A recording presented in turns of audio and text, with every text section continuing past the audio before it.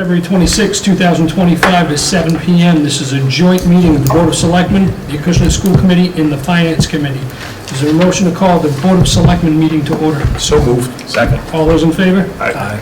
Would the Acushnet School Committee please call their meeting to order? I will just point out that this meeting is being video and audio recorded for future broadcasts, and can I call the meeting open on the school committee side, please? So moved. Second. Roll call. All in favor? All in favor? Aye. Aye. Meeting is set. Would the Finance Committee please call their meeting to order? Good evening, ladies and gentlemen. Do I have a motion to open our Finance Committee meeting? So moved. Second. All in favor? Aye. Should we pledge allegiance? Please rise for the Pledge of Allegiance.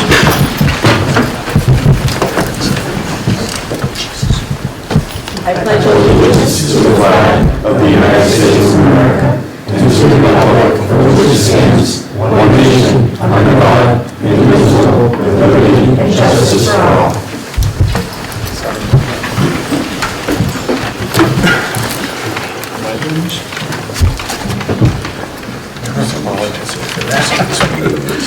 All right, everyone, the purpose of this meeting is to discuss the pending debt exclusion article for the school HVAC project. Review of matters presented, votes may be taken. I would like to turn this over to the school committee or Patrick, or whoever would like to take the lead, introduce Train, and anybody else that's pertinent. Thank you. Thank you, Chairperson Hinckley. The reason we're here tonight, I guess, is for discussion for the indoor air quality environmental improvement project that we're proposing here at Acushnet Public Schools. A couple of years ago, we battled, some significant humidity issues within the buildings, and it was the perfect storm to cause surface level mold and other mold findings throughout the buildings, to a point where we had to invest some serious federal funds into cleaning the project up, funding equipment to Band-Aid solution the humidity and air purification, and then pursue permanent solutions moving forward, which has landed us through energy management service procurement, performance contracting, in which we went through a thorough process to select trained technologies to perform an investment grade audit on our campus, both buildings, and come up with a comprehensive solution to the problems that were proposed. So we're going to touch base on that tonight in the pursuit of potentially a debt exclusion to fund said project through the April 22nd ballot vote. And without further ado, we have Beth Greenblatt, who you cannot see right now. She's here virtually. She can hear, see, answer questions, and she'll be up on the big screen once the presentation's down. She is our owner's representative. She's a consultant that we have hired, an energy expert in this field, and represents Acushnet Public Schools, and she's with Beacon Integrated Solutions. And then we also have Morgan Paris with her train team that I'm going to let her introduce. Morgan is the Energy Services Account Manager who's been working on this every step of the way for the greater portion of the year. So Morgan, I'm going to hand it over to you. Thank you so much, Mr. McIntyre, and thank you so much to the committees for having us here today. The Finance Committee, the Select Board, and Acushnet Public Schools and the School Committee, thank you so much. As Patrick already mentioned, my name, did my mic just go up? No? Okay. All right. My name is Morgan Paris. I'm an Energy Services Account Executive with Train, and my primary job is to work with public entities like yourselves to do projects within schools and town buildings to make them more comfortable, more efficient, and safe spaces for people to be in. So this is really what we do all the time, me and my team of dedicated energy professionals, of project managers, of project developers, of contracting professionals, and more. And I have a couple people from my team today. We have Atul Gupta. Do you want to introduce yourself? Yeah, I am Atul Gupta. I'm a mechanical engineer, energy engineer that is very close to this project. I've looked at it from day one. I'm quite aware of what the problems are and what the solutions are. I'll be happy to answer any questions. And then we have Chris Jones as well. Hi, I'm Chris Jones. I lead Train's Energy Services business for the Northeast. Thank you for having us. So the purpose of today is really to review some of the specifics of the project that we've evaluated, some of the current problems that we've identified, and potential solutions. to address really the core issues, primarily of the humidity issues at Acushnet Elementary School in the most cost-effective, energy-efficient way. I have a presentation here today. The school committee's already seen it.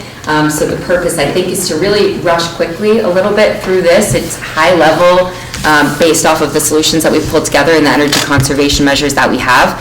They're also detailed pretty extensively in the executive summary that you have in front of you. What I really want to spend time doing, though, is answering your questions. So I'll rush a little bit quickly through the presentation, and then really the purpose is to open the floor to you all to ask your questions and have us answer them to the best of our ability. Does that sound appropriate? Absolutely. All right, awesome. So direct your attention to the presentation in front of you. Like we said, indoor air quality improvements for Acushnet Public Schools, specifically for the elementary school.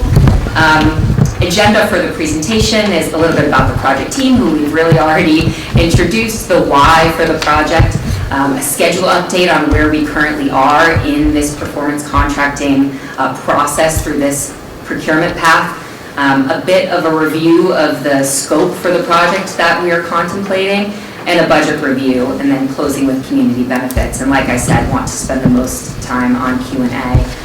So already introduced the project team, and one of our members, actually, Max Ma, who's the main project developer for this project, couldn't be here tonight. So sad to have Max not here, but he will be in future meetings, so you all can hear from him as well. So a bit of the why for this project, like Patrick introduced, it's really to address indoor environmental quality issues within Acushnet Elementary School with some of those humidity concerns. It's to address growing infrastructure needs related to some of the physical equipment and primarily the heating, ventilation, and air conditioning systems, which is a very broad term, right? Ventilation, air conditioning, and humidity and heating. So really encompasses everything, in addition to how are we actually controlling these systems. So building management controls and building automation controls to make sure we are appropriately and efficiently operating all of these systems. Extending building longevity, so making sure that these buildings really are going to last for 10, 20 more years, so that you're making good use of the buildings that you already have in your fold. Optimizing green communities funding to address some of these issues, so taking advantage of any state, local, and federal dollars that we can possibly find, addressing some of that deferred maintenance related to the systems, and then while we're at it, like I said, doing that in the most efficient way possible while addressing energy consumption.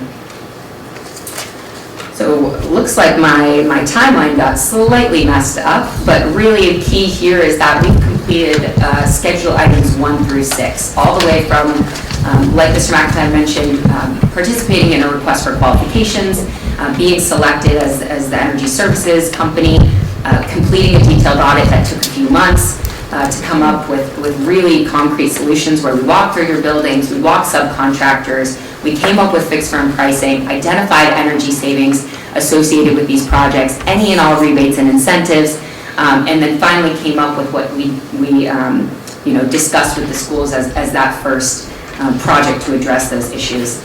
And then now we're at the stage where I have the arrow at, which is really defining a project for this town meeting that Mr. McIntyre mentioned.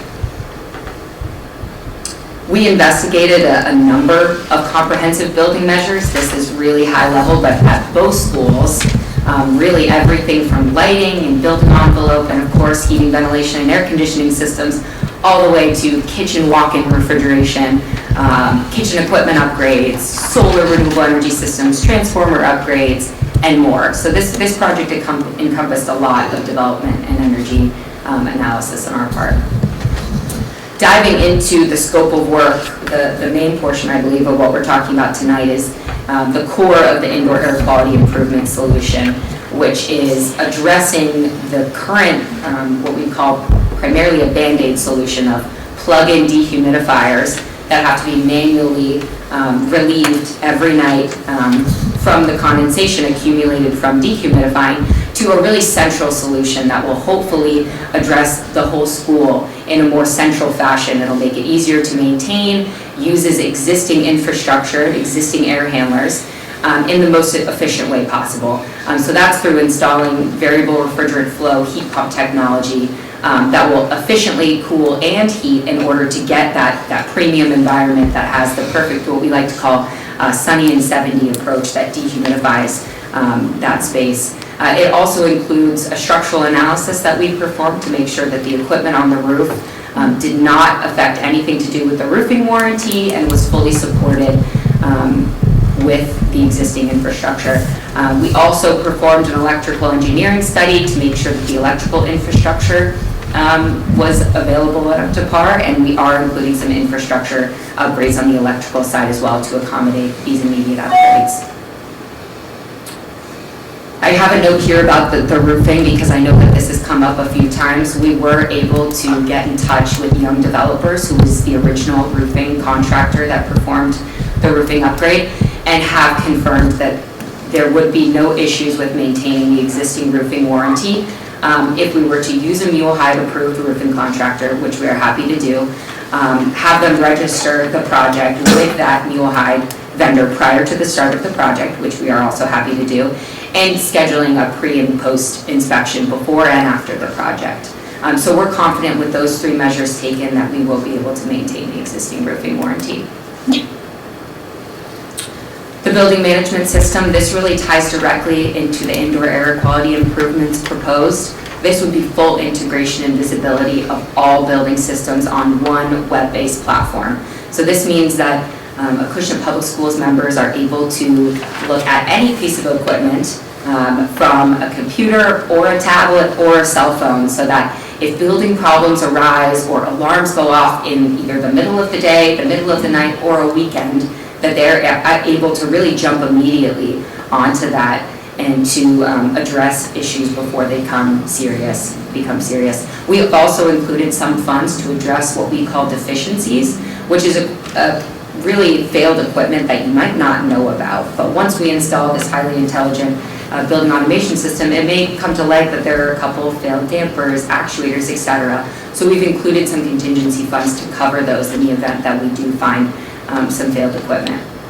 We've also really targeted building management systems because that, combined with the indoor air quality project, is key to get the maximum amount of incentives to offset the initial cost of this project from Eversource. So we are working closely with Eversource to make sure that that happens.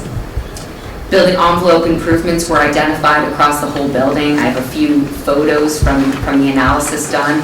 But really it's roof wall intersection air sealing, it's door and window stripping, a few building envelope improvements really related to tightening up the building envelope to make sure that the air that we are conditioning inside and making comfortable, not humid, is staying inside, right? It's not leaking out, and then that humid hot air outside is not seeping in, right? And we also had a video as well. Next, we have duct sealing.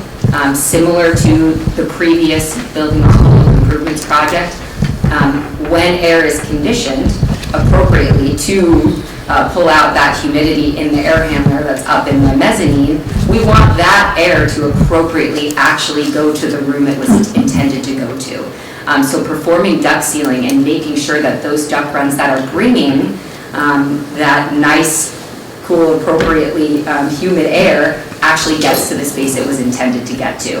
So that will really make sure that we don't have condensation in unconditioned spaces. We reduce our energy waste, so we're doing this, like I said, in a really efficient manner. And we'll also be coating some of the existing hot water coils so that we also have an extended lifespan of existing hot water coils too.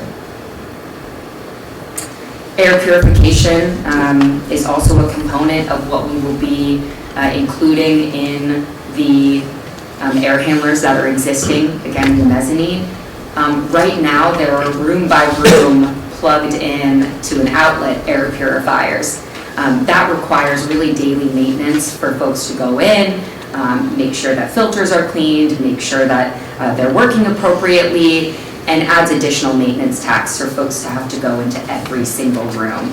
This will provide more effective air purification of all of the air going through the central heating, ventilation, and air conditioning system through MER 14 filters without having to do that in-room purification. This is much more central. And we'll be reusing existing filter spaces again in air handlers that already exist. So really using an effective use of existing systems. And then lastly, kitchen walk-ins. This is something discussed that is, I believe, supported by existing food service dollars on hand for Acushnet Public Schools, but it's really replacing severely outdated kitchen walk-ins, both on the refrigeration and freezer side of both of the schools. So there's a lot of increased energy efficiency and operational benefits here of increasing insulation, performing demand controlled ventilation, and having LED lighting as well. Quick question. Yes. Can you just repeat that? Did you say that was already handled financially through schools already funded lunch programs? So the food service. Food services. Fund, yes, from the reimbursements for school lunch and breakfast, the money that you make goes into a revolving fund to be able to sustain the program, the cost of food, labor, equipment, et cetera. We do have a surplus in that fund that we're comfortable to fund the freezer and refrigeration project solely through that. It would not be an impact on tax dollars or to the debt exclusion. Excellent. And that is, just to add to that, the reason why the kitchen walk-in project is actually not in the executive summary. So it is something we had identified and would hopefully be a part of this larger contract, but it's a separate project. And then you'll see that I did break them apart here in this financial support slide. So the indoor air quality project, totaling those different 5 measures, is a not to exceed of a $4.2 million project. Right now, after multiple conversations with Eversource and their hired technical assistance vendor, it is looking like our incentives might be around $320,000. So that would offset that indoor air quality budget by that exact amount. All incentives would flow directly to the town of Acushnet, and that cost after rebates would be about $3.88 million. And then, like Mr. McIntyre already mentioned, the kitchen refrigeration project is financed separately through the food service program. There are 2 other incentive programs that we are contemplating at the moment.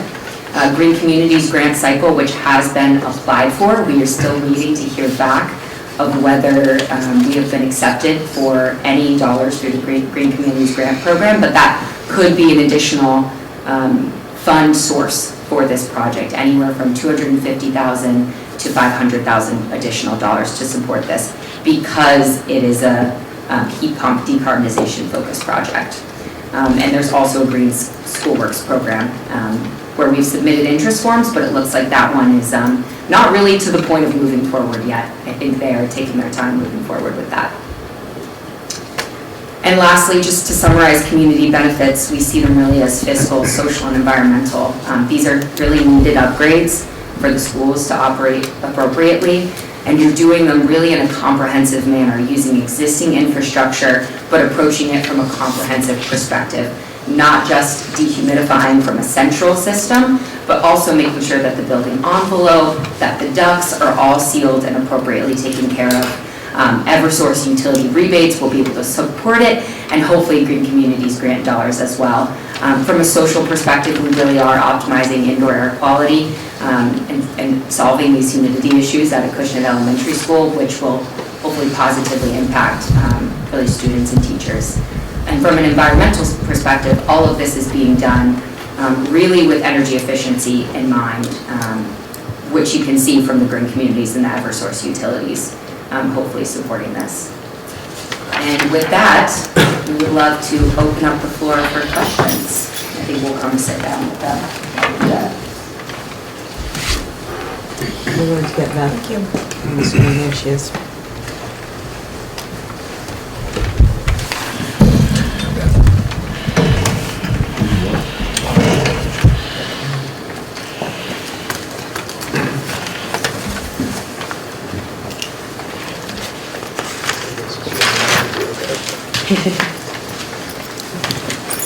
Beth, since we just brought you front and focus, do you just want to introduce yourself real quick before we open up to questions, please?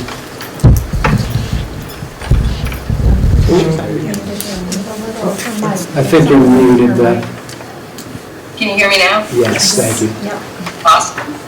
Good evening, folks, and thank you very much, and I appreciate your accommodations. I had some illness stuff going on in the family that I'm addressing.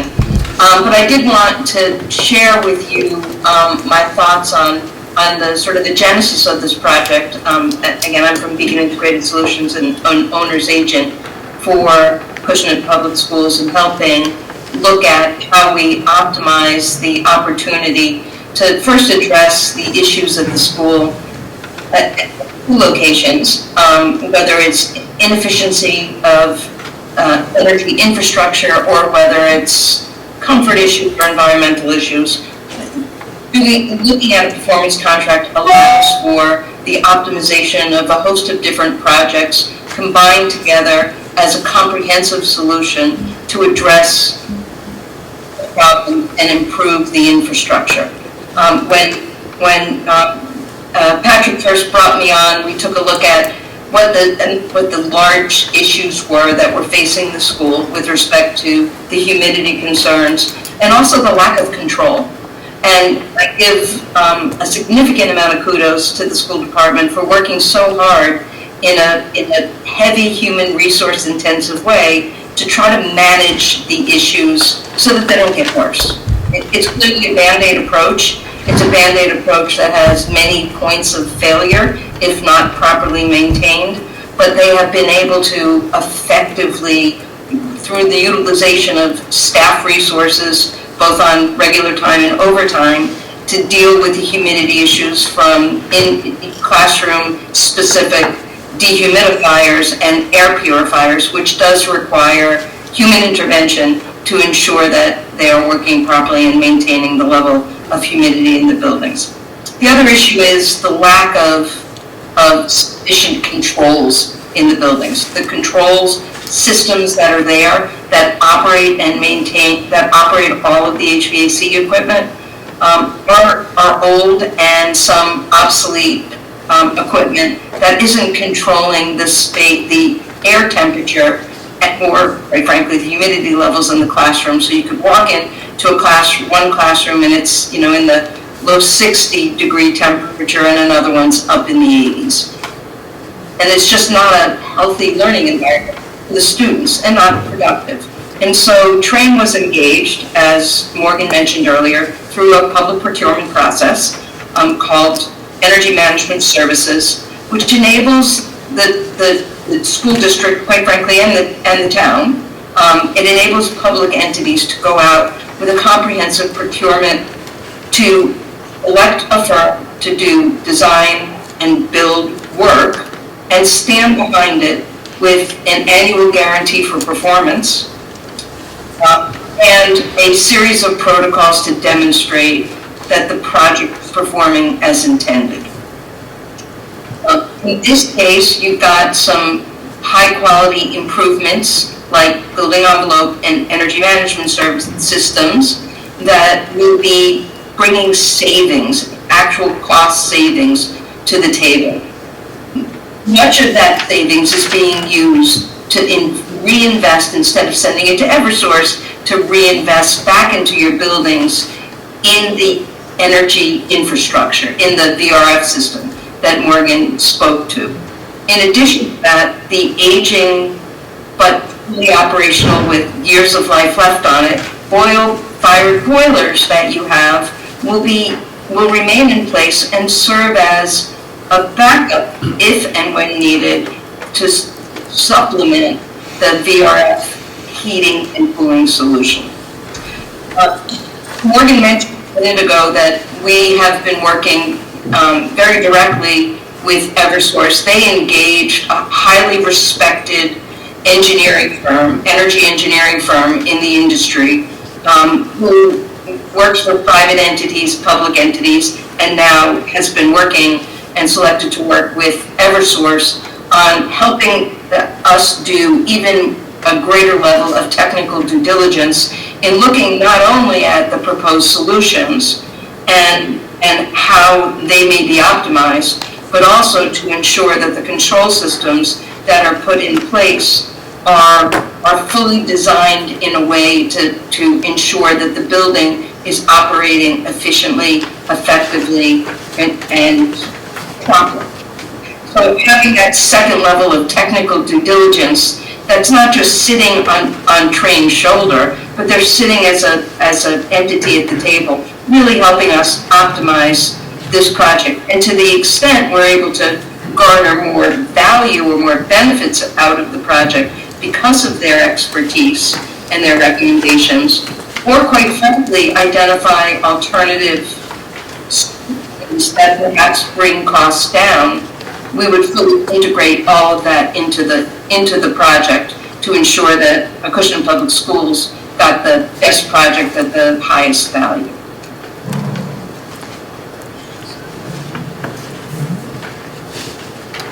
Thank you, Beth.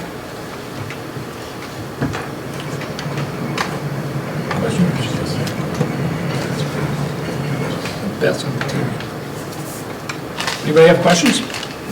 I got a quick question. I'm just curious, if this project goes through, I'm kind of wondering, like, the maintenance of the system. Specifically, I'm curious about, like, duct cleaning. Is that an annual requirement, and what's involved? Does Train do that, or will the town have to get a contractor? I don't know if buildings these size, what that involves. This document. So I can let me just take sort of a broad stab at answering that question, and then I'll turn it over to Morgan maybe to add some additional color. It is anticipated that Acushnet Public Schools will continue to maintain its mechanical systems in its buildings, and will plan for annual operations and maintenance expense as it would normally with existing equipment. We don't anticipate there'll be a significant amount of O&M required for the oil boilers, although they'll still be operating for domestic hot water, so they still will need to be maintained, but additional maintenance on the new equipment is expected. As we all know, new equipment tends to require, while it will require preventive maintenance, it won't likely, or it should not, because of warranties and just new technology, it won't require an allowance for broken body parts and other things that currently are embedded in the school department's budget. So once this program is implemented, Acushnet Public Schools will be expected under their contract with Train to do annual preventive maintenance on equipment installed and other equipment in the building as it would otherwise do. Thank you, Beth. And just to add there, thank you for your question. One of the energy conservation measures mentioned was duct sealing. So I believe that once duct sealing is completed, it lasts for a number of years. I mean, it doesn't need to be... There's no recommendation by Train that every year or 2 years that we have to have the system, what's recommended to have the system cleaned? Is it? For ducts? Please. No, Yeah, go ahead, Atul. I mean, in residences you live, we don't get it cleaned every year, first of all. The second important point is we are replacing filters in the air handling units with high efficiency filters that will minimize your duct cleaning procedures going forward. You don't expect to clean them every year, maybe once in 5 years, once in 10 years with these type of filters. And if the filters are not dirty, that means the ducts are not dirty either. So we can... Train does that, or is that a contractor? So we do have a significant maintenance arm. So we have a wide range of mechanical services and control services, technicians that are driving around the state all the time. That would need to be an additional component. Maintenance and operations would be an added arm. That can absolutely be included. We do have the capability to service and maintain, but ultimately what's included and required into this Energy Management Services Agreement is measurement and verification of savings. And Beth, I'm not sure if you can talk to how you believe those two can or cannot be combined, but we do have the capabilities to do service. Thank you. And there's two other pieces along with that. You know, something we enjoy about these types of projects is the long-term partnership between Train and a district or any other customer that we have. So we can help you plan proactively for what needs to get done every year, every 3 years, every 5 years. And in addition to that, the visibility you're going to have through a building automation system, controls as Beth calls it, you're going to be able to see if things start to go wrong slightly, you'll see that far before things catastrophically and expensively go very wrong. Thank you. Sorry, question. Has anyone looked at how much maintenance of this system will be in comparison to what we've had to do in the past? And as far as like the efficiency, what that's going to do for energy costs, things of that nature? I think that would be really helpful to understand. I don't know if anybody's tackled that, but just understanding how this will then save here, I think would be helpful. I don't know, Patrick, if you've got data points on that? I don't have data points, especially because of, some of the unknowns with what we're moving forward, but also the unknowns of what has occurred in the past. I mean, we have conflicting record of when the vents were last cleaned, what, as someone has spoken to versus what invoices have shown, routine maintenance in the buildings in general, the upkeep of equipment seems to be reactive instead of proactive, which we want to get away from. So it's tough to gauge in a system that would be working perfect and effectively and efficiently compared to now. You'd count oranges to say if there were savings or not, but I would assume there would be, because we would have a plan and we'd be able to plan for those expenses ahead of time and budgetarily versus something breaking. Manpower, right? Say that again? The manpower, right? Because the custodians are going in and cleaning up. Like right now, the manpower is Right, so that's gonna- extensive. We have those dehumidifiers being emptied daily, sometimes on the weekends, overtime. So we would get rid of all So those from a labor things. standpoint, yes, so that would all be eliminated because the system's working how it should appropriately be. We'd be reducing energy consumption because we don't have 50 units plugged into the wall anymore. We don't have 50 air purifiers plugged into the wall anymore. We do come in on Saturdays and Sundays in the most humid of times and empty the dehumidifiers. Sometimes, they overflow onto the floors before we get to them, and now we're cleaning up, the floors. It's seeping into the tiles are peeling, we're replacing tiles, it compounds. So yes, it will address that sort of maintenance, but as far as Train has spoken to, the air filter mechanisms that they'd be using would extend the life of the filters, the ductwork, the need to clean them as frequently as we do, and we'd have savings there as well. Mr. Kelly? I know right now you're bailing the water out of a boat that has holes in it. But, as you know, we are in a financial crisis in the town. Can you quantify how much it's going to cost for maintenance, whether you or Train or your expert, and is that going to be an additional line in the school's budget? And also, the staff that you need, is it different to maintain the system? Is it different from the present staff? Are you going to need to add staff? Are you going to need to add different staff with different skill sets? And what would be a training budget? If you could quantify all that. I've heard a lot of one will balance out the other. I'd like to just know dollar and cents amount. So I'm not sure that I could provide that information right now. We can Could talk Train about do it how at one some balances point in the other. future? But yeah, it's something we can work towards. Again, living day to day in this district, in these buildings, I want to stress the reactive approach to things instead of the proactive approach. We have 1.5 maintenance workers across the two buildings. We have a vacancy at the facilities director right now.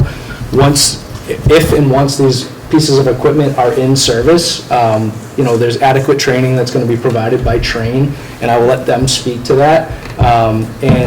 We'll be able to implement our technology, similar to our alarm systems and other, that I can be sitting on the couch at home on my phone, get an alert that something's acting up and dive right into the system and prevent a catastrophic event before it happens. So I think it would be more efficient from a labor standpoint, that we wouldn't need any additional individuals, but I would argue, as is, we're short-staffed for maintenance workers for 200,000 square foot buildings. Are you going to need an increase at any time in the near future to the budget? I to think, take care of I think we addressed any that, of we can this try to maintenance? quantify that to the best of our abilities. But, you know, I talk a lot in our district about, you know, data is good only if if it's good data. Right now, I would argue the data that we have within the maintenance department is not good data because of, again, the reactionary measures that we take. If we were to say our systems are working, nothing's gonna break, this is, you know, A, B, and C of how to take care of things, I'd be able to quantify it. But being able to say A, B, and C, and then knowing, you know, in between all of those measures are broken pieces left and right because of aging equipment, the maintenance is obviously expected to be a lot higher than a new system would be. And I just want to add that I don't think we can put a price on people's health and wellness, quite honestly. We're trying to preserve the integrity of our schools and do it in the most efficient way, and that is with this project. We don't want to have to spend $100 million plus on 2 new schools. We want to do this in the most efficient way and keep our staff and our students healthy. And as you know, Mr. Kelly, we've had people out on workers' comp because of the issues that we've had with the air quality at the elementary school, and we have to do something about it. And with that is the cost of, yes, workers' comp, but substitute teachers. You know, students that are absent is the cost of learning and education. You know, some things are tangible, some aren't. Not to mention the noise level in all the classrooms with all the dehumidifiers running, which is not That's an appropriate qualitative, learning environment. Not quantitative. I know that Morgan's also going to talk about the training that you asked about. I'd like to just chime in real quick. I don't think what Mr. Kelly was saying was to in any way bring up the price of anybody's health or safety. He is doing his job as the town administrator, ask questions to plan for the future, especially considering every year we go into the same problems. We're asking the questions strictly from a financial standpoint. In no way are we saying that putting a price on health and safety is even part of the conversation we're having right this second. This isn't about that. This is about us making sure that the town can support this. So I need to be very clear about that. What he's getting at isn't saying that the health and safety of the students, teachers, administration is any way in question. This is strictly from a financial aspect of it. So what I can propose that I can do, obviously not now, is take, you know, research what the routine maintenance would be on your average school building of, you know, a certain square footage and the different components of it, what the going price of that is now versus how frequently and,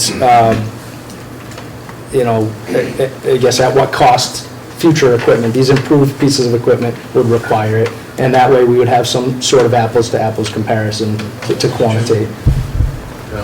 Patrick, can I just add one other quick thing? You know, typically, my experience working within the public sector, typically the first thing that gets put on the shelf at a time when you're trying to manage your budgets is maintenance. And deferred maintenance has historically been a problem, I suspect, for Acushnet, as it is with every other public entity that I work with. It's not a judgment, it's just sadly a reality. What's happening now is your human resources that you have that would be doing other kinds of maintenance in the buildings to help keep the systems operating efficiently, right now are chasing behind dehumidifiers and remedying situations resulting from failures in this sort of Band-Aid situation.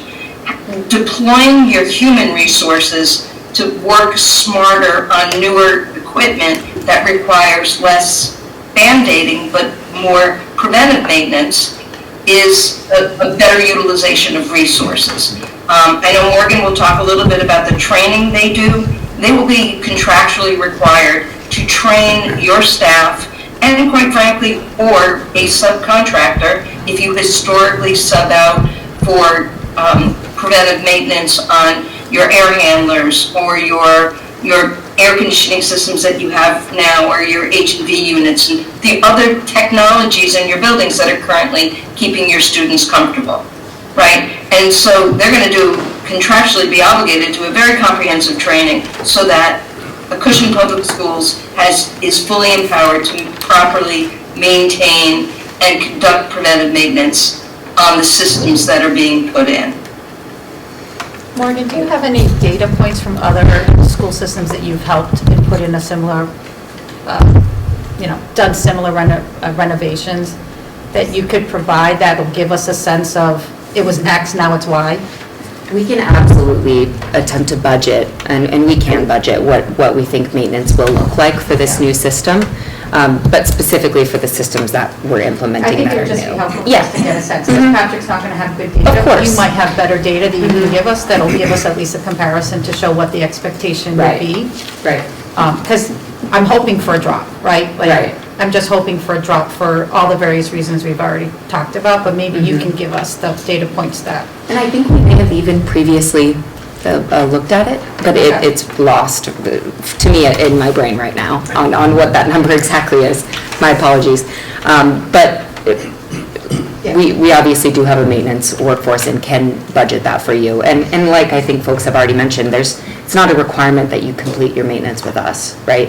As long as you complete preventative maintenance and are maintaining the systems, we maintain the guarantee. And a bit about training, was asked to expand on that. Training is incredibly important to us, as we know it is to you, right? The worst case scenario for us is to install systems and not tell you how to properly maintain them and or use them, because that does not leave us in a good position, right? Relationship-wise or long-term wise. So we do extensive training after installation of systems, both on mechanical equipment and extensive training on controls equipment as well.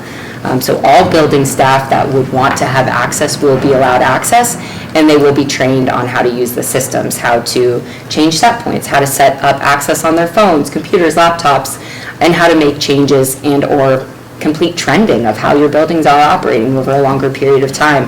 I can also say that we do a first round of training, right? And then usually a couple weeks later, because we know people need time to use the system and get comfortable with it, we'll do a second round of training. And then maybe a couple weeks later, if more training is requested, we'll do more training. So it's really, we will do the extent to which we want to make you feel comfortable with the system.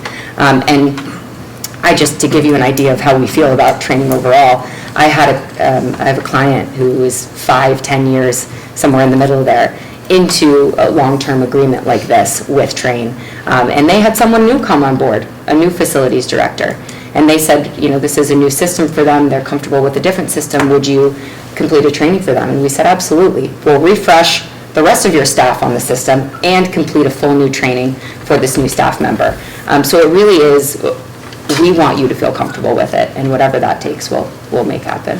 Are we going to need new staff, more staff? I am not. You heard Mr. McIntyre say that we've got a vacant facilities director and 1.5 custodians. To operate the system, are you going to need more than that?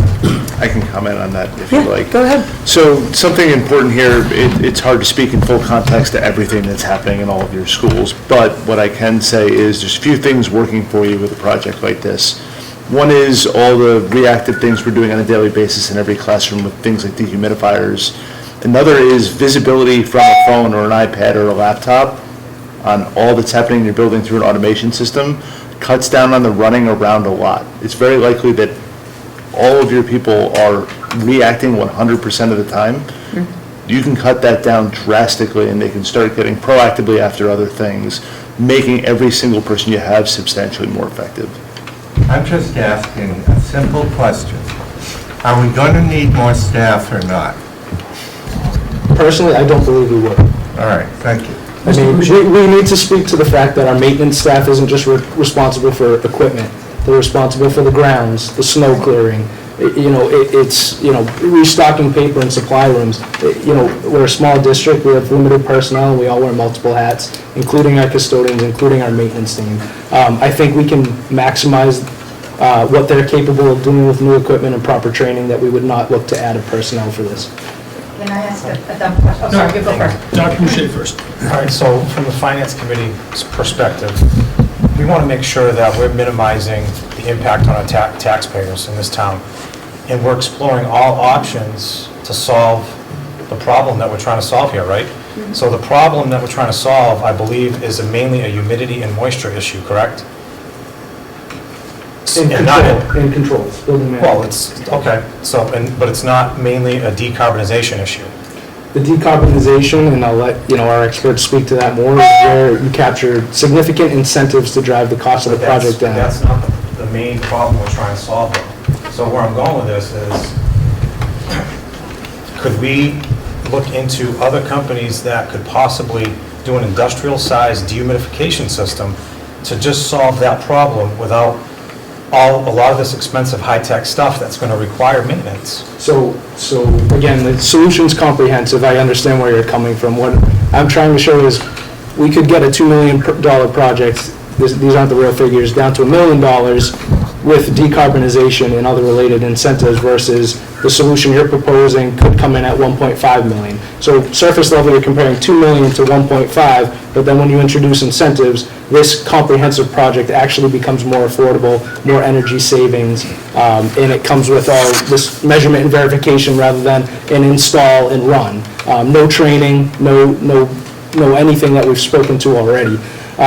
We've had this conversation. We've actually reached out to the vendor that the finance committee or yourself had suggested, and we had a conversation with them, and we're going to engage trains engineers with theirs.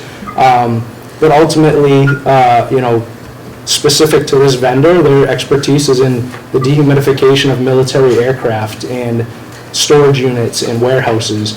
Their feedback on a school system would be potentially installing equipment in every single classroom, which is similar to what we have now with these mini dehumidifiers and air purifiers, along with reproducing all the structural and engineering and electrical engineering that Train has already, completed.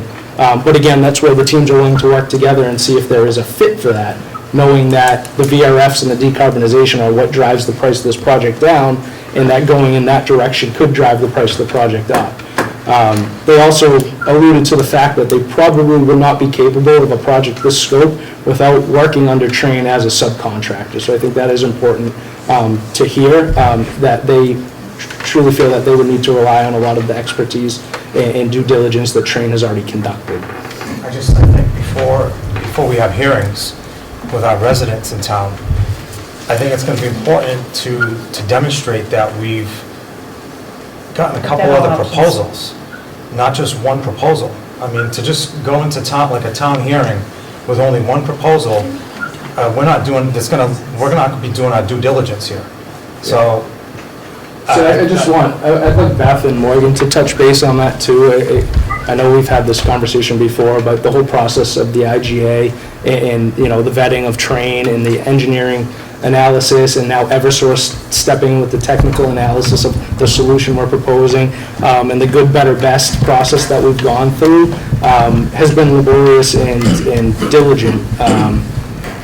So I think that should help that conversation. But again, I think there's willingness to explore this proposed option of desiccant wheel technology and see if it is more favorable after all.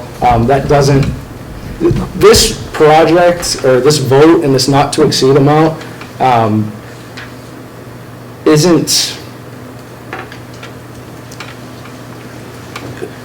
doesn't mean that this project is moving forward as planned. It just gives us the ability to move a project forward. At the end of the day, if all these votes succeed, the select board still has to execute a contract which outlines the costs, the equipment, the solution, so on and so forth.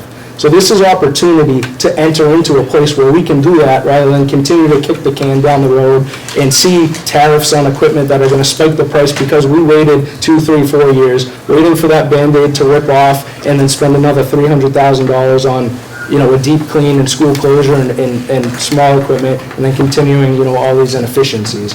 So I think that's an important part to recognize in this process is, yes, we're pushing through a solution. The study doesn't need to stop until the contract's signed. And the debt exclusion that we would propose is the opportunity to enter into a contract, and then a second vote to secure debt up to the not to exceed amount that was voted on by the debt exclusion. And then nothing happens until the select board signs a contract saying, yes, we accept this project, and yes, we will go out to our financial advisor and obtain a ban or a bond to that not to exceed amount.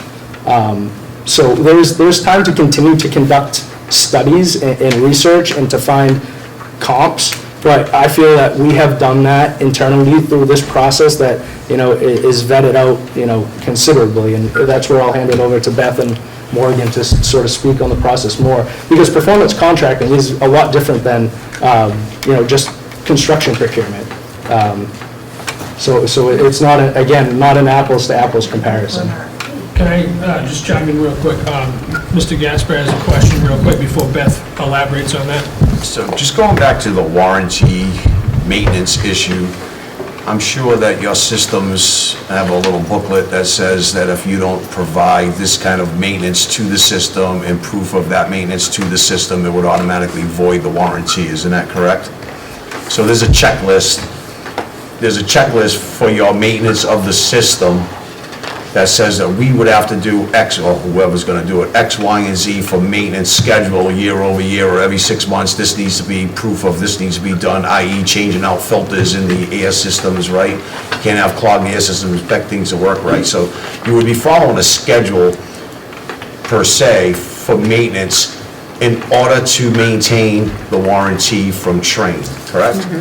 So in here it says Train is the performance of the system guaranteed for the life of the agreement. Legislation mandates that Train monitor, verify, and report annually on the performance of each energy conservation measure, ECM. This can be achieved through various methods, each different associated costs. So if you're mandated by legislation to do this on a yearly basis, and I think one of you touched base on that yearly thing, that you measure cost savings and all of that stuff, efficiency and all that, and you have to be in compliance with that. If you were doing that, wouldn't that then tell you that something's wrong with the system and maintenance?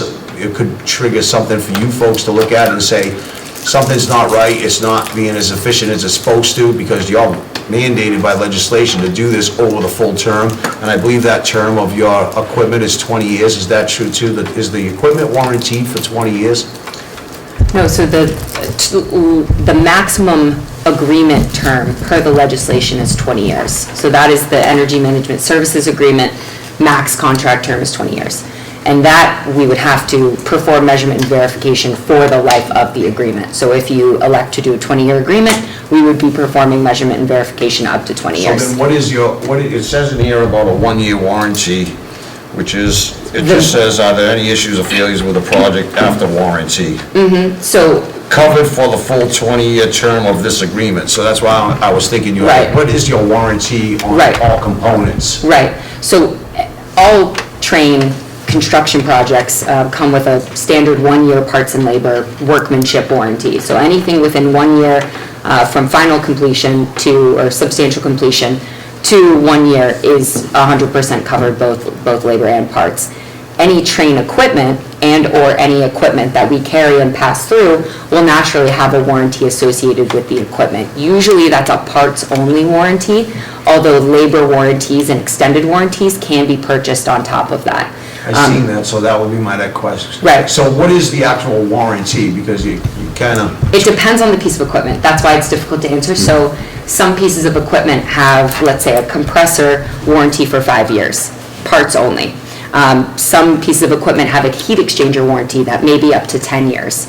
So it really... it varies depending on... It varies depending on the how you design your components. system. Right. Whose components are in the system, Right. what components make up the system. Right. They all carry different warranties. Right. And then naturally, if it's not our equipment, whatever warranty comes with that piece of equipment, we would just pass So your directly to you. 1-year parts and labor warranty, because that's kind of cheesy, if you're going to spend $4 million on a system over, say, 20 years, if that's whatever the bond, whatever you folks are thinking for bonding, for 20 years, 1 year is pretty cheesy, right? So what is the extended warranty cost for parts and labor? That would be specific per piece of equipment. So I would have to investigate. You don't do anything system-wide? I don't believe we do extended system-wide warranties. It's really equipment So would only. you have to go back to each manufacturer of each component and say, you offer a 5-year warranty on this control, what is the extended warranty cost for me to get 15 more years? Yes, for equipment that is not trains, we would have to go investigate that. And for So our, for equipment that is trains, what's the Yes. answer to that question? I would have to go get it, but I have. One-year parts and labor, so what is the Yeah. extended warranty and what is the cost on all train equipment? You can Dependent, make that a 2-year, a 5-year, a 10-year Yeah. warranty, and there's just a cost benefit that goes along with Right. risk versus cost. I could I get just know the that for you. systems aren't, they're not that reliable longevity-wise for 20 years, and we're asking the residents and taxpayers of the town to spend, let's just call it $3.5 million, and whatever we're bonding it for, 20 years. I Yeah. can tell you right now, that system will not last 20 years without substantial costs associated with it. So it's kind of hard to buy something, I think everybody in the room would say, am I going to buy something with a 3-year warranty and pay for it for the next 20 years, right? So I think that's how do we get our arms around that and sell that bag of goods to the residents, right? That's, I'm sure that would be a question from anyone else that has, I think any standard useful life of equipment right now speaks to equipment lasting for 20 years. So, you know, I don't know what a comparison is. When you talk about a car, some people can get, 200,000 miles out of a car, some can get, 90,000 out of it. It's how you take care of it. So I think with the training,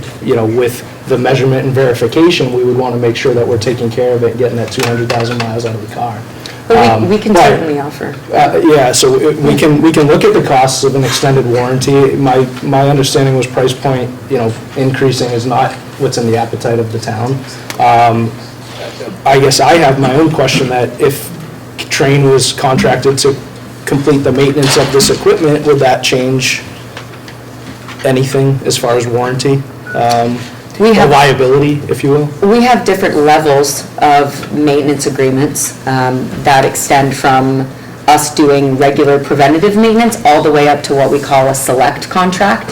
And a select maintenance contract actually includes everything. If anything were to go wrong, we would come and fix it. for 20 years, that I'm borrowing for, if that's what we're As long as you have, the people hold those contracts for 20 years. Yes, we do have people hold them for I 20 can't hear you, years. sir. Pardon? I couldn't hear you. Oh. Yeah, good. You can hold that contract for any period of time, yes. It's an ongoing. With offering. train? Yes. How much is that warranty package? That's whatever she said, Celeste, or whatever that. We call it a select. Celeste Select, yeah. package. So- Is it $500,000 on top of the project cost? Is it $250,000 on top of the project cost? Because I think it's important, there's got to be some kind of a guarantee, right? I mean, if you're going to spend $3.5 million, would it be wise to add $150,000 or $200,000 in that package to give everybody a peace of mind and alleviate that uncertainty with saying, we don't have anything to do with it, we're covered by this policy, right? So it's like buying an insurance policy, that's all we're doing.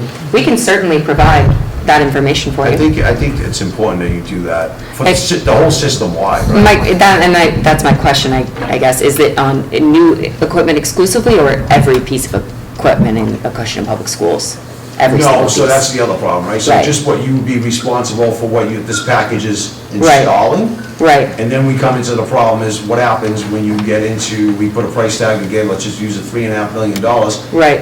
I'm sure you've done a lot of studies on our existing systems, but the way Patrick's talking about, being reactive instead of proactive, and I use that terminology a lot in my sentences as well, is you don't know what you don't know. Right. And when you folks come in, you start installing a system, and you turn them on live, does it start causing havoc on the other end of the system that's not been upgraded, right? And then, whoosh, that shuts down, and we go, uh-oh, that's Right. $100,000. Well, and then that's a great point. That is really the benefit of the building automation system. And that being installed on all pieces of equipment, new and old, is what will really help all of these systems work in concert to provide optimal environments and not fight each other the way that you mentioned. And be able to visually monitor it and identify it as it starts working against each other. Yeah, right. I think what's important is to differentiate between warranty, right, and guarantee. So the warranty is traditional if, one of the 18-year-olds or however old it is about that, knows older than that, boilers, as an example, if the heat exchanger cracked, and you had to replace a boiler now, you're gonna get a boiler with the standard warranties, right? You're gonna replace it because you need to provide heat to the school. You're gonna replace it with as efficient as you can get with standard warranties, unless you choose to opt up to an extended warranty and pay for that. It's a similar analogy here. For a guarantee, under the legislation, Trane is required to do annual analysis to demonstrate that the systems are performing as intended in the analysis with respect to energy utilization. And report to the school district on those findings every year. And quite frankly, the school district needs to file that report with the Commonwealth to demonstrate that the savings that we anticipate are in fact being achieved. And if they're not being achieved, then there is a make-whole provision built into the contract as contemplated in the legislation. So if for some reason the systems that Trane designed are not generating the results that they anticipated contractually and as required by law, they need to fix the problem so it doesn't occur again, and they need to make the community whole for any lost benefit that it would have had, because it's understood that you have debt service that you need to pay. And frankly, while this project is not going to pay for itself through energy savings and incentives and rebates and grants, it's a contributor toward and as an offset to your debt service. I think the other pieces with respect to, and I hear you, I agree, all equipment should be maintained. To the extent you have systems in place right now that either are being properly maintained or are not being maintained on a schedule that, quite frankly, the school department would like to maintain those pieces of equipment, or quite frankly, the town. The town owns lots of equipment in its buildings, and how those are being maintained on a regular basis. And to the extent you have new equipment that has been properly installed, calibrated, commissioned, operating well, the deployment of your resources can be redeployed to areas that, with older equipment, to continue to baby it so that it works and it continues to work as efficiently as it can. And your boilers are still working fine. They have plenty of useful life left, even though they're, 20 plus years old. And so I agree with you that all new systems, like ones we have in our home, we need to do preventive maintenance to make sure that our systems are operating efficiently and effectively. And to the extent you're able to identify problems before they are significant, there should be cost savings from existing operations and maintenance costs. The guarantee that she just talked about is great. The warranty still matters the most, right? Because that's a malfunction of a component that could cost 10, 20, I don't know all these components, but I know that these components in AC systems, they're not $500, right? A control could be a few $1,000, $10,000, whatever it may be. I'm not familiar with the system, but I know that these things, if it's got a computer in it, it's big bucks, right? So, I mean, you could give us a breakdown of the most expensive components that are going into the system, and then I guess that would judge what we would say for a warranty. Maybe we could look at that and say, well, the most expensive component is $50,000. It wouldn't make sense to buy a extended, whatever that warranty was that you called it, for $250,000. We'll take the risk, right? So I think it's important you give us an analysis of the components. You don't have to give us the $5 ones, but maybe the top 15 components of the system that you're proposing to install, and give us a price point for each one of those, so we can, as a town, can make better judgment of what we might want to do as far as a warranty goes, right? Yes. I mean, the guarantee she talks about is great. Right. The warranty still matters the most, right? Because that's where the price, the money is. Ultimately, you're absolutely correct. It's the balance of risk versus dollar cost, right? So if we can help get you that information, ultimately, that's not ours to tell you what's best for the district. No, but providing you the information to make that We know the highest cost, top 15 components, highest cost. Right. We've been look at it as a group and say, okay, you know, the highest cost of any component is $30,000, right? And then we could ask you, you know, what's the failure rate on that component? I mean, you have a lot of background, your team, I'm sure training's been around for decades. You folks could say, that's a relatively new component, we've only been using it for 5 years, there's not that much history on it, or this is a component that we use for the last 2 decades, and we've had 3 fail out of 3,000, right? Right. Pretty good failure rate, we say, okay, no, not a problem, we won't take that chance. I think that would be helpful for us, Yes, happy to do that. from a warranty standpoint. Mr. Chairman, Mr. Kelly? just to keep going on warranties, just a very simple thing, up front to let you know, you described the various milestones on making sure that the warranty on the roof is not voided and stays valid. Yes. Well, in the town's contract with Train, we're going to need a surety guarantee throughout that period of time, from the time you start until the time the roof contractor says the warranty is still in place. We're going to need surety to make sure that that is true. I just, up front, when we get into contractual discussions, we're going to need that. So it's because we just did a school roof on that roof, and I think it was somewhere in the realm of $2.5 to $2.7 million, and we were very creative on the town side on how to finance that 1.3-ish, we'll call it, right? And we're still making payments on that roof, so, I mean, we can't just say, go ahead and throw air-conditioned rooftop units up there, whatever other units you need to put up on the roof, walk away from the project, and the next thing you know, we got drip, drip, drip, and we just spent almost the equivalent, a little bit less than what you're asking for this kind of a system, so we're not gonna void that warranty and worry about this warranty, they go hand in foot, right? So you said, I think it was young developers, you said? Correct. For the roof that we just did? Yeah. So we need to see that from them, not from you. We need to Right. see that that warranty will be honored. And then I think Mr. Kelly brings up a good point where there's a surety on top of that. While you're doing your work. Understood. So under that statute, they need to post payment and performance bonds during construction. I think what you're suggesting, which I'm asking the question, in addition to the payment and performance bonds, for 100% of the cost, you would want a bond in place during construction until there's a sign-off that the warranty on the roof has not been impacted. Is that right? Is that what you're saying? We want surety in place through the whole construction period until the contractor that holds the warranty now says the warranty is still valid. Yeah, so I think, Beth, I think you got it right. It just, I don't want to have to state the obvious.